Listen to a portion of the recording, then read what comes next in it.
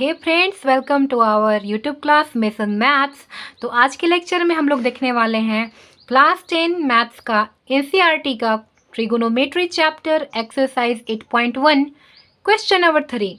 सो इस क्वेश्चन में दे रखा है कि साइन ए का वैल्यू 3/4 है, तो कैलकुलेट कीजिए कॉस ए और टेन ए का वैल्यू।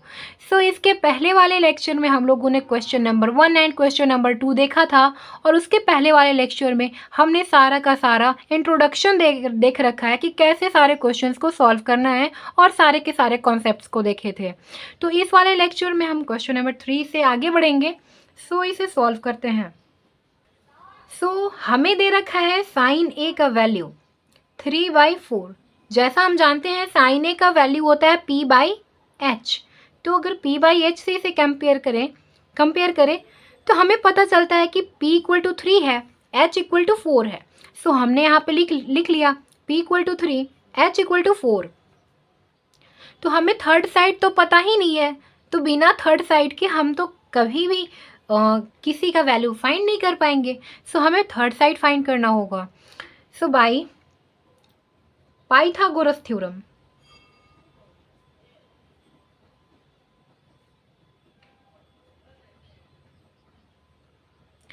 क्योंकि हमें एंगल ए की थ्रू वैल्यू फाइंड करने हैं सारे के सारे कॉस ए एंड टेन ए का, जहाँ पे हमें p की वैल्यू तो 3 दे रखी है और h की वैल्यू 4 दे रखी है, लेकिन थर्ड साइड नहीं दे रखा, इसीलिए थर्ड साइड फाइंड करेंगे और उसके लिए पाइथागोरस का यूज़ करेंगे।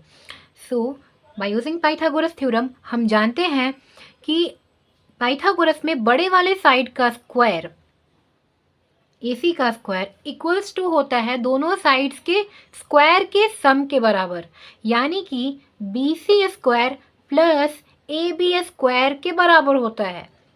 यानी AC का स्क्वायर equals to BC square plus AB square होता है।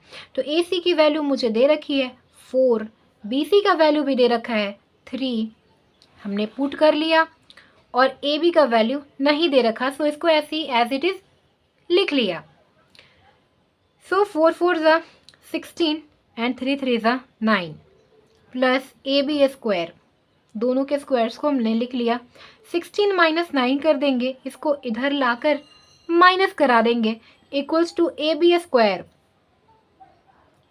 और यहाँ पे हमें मिलेगा 7 AB square, 7 equals to AB square.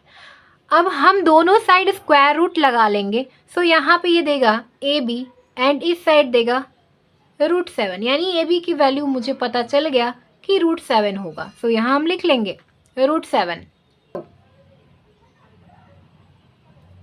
जैसा हमें पता है एंगल A के लिए हम लोग वर्क कर रहे हैं। सो यहाँ पे P की वैल्यू दे रखा है 3, B का वैल्यू दे रखा अभी फाइंड किया हमने √7,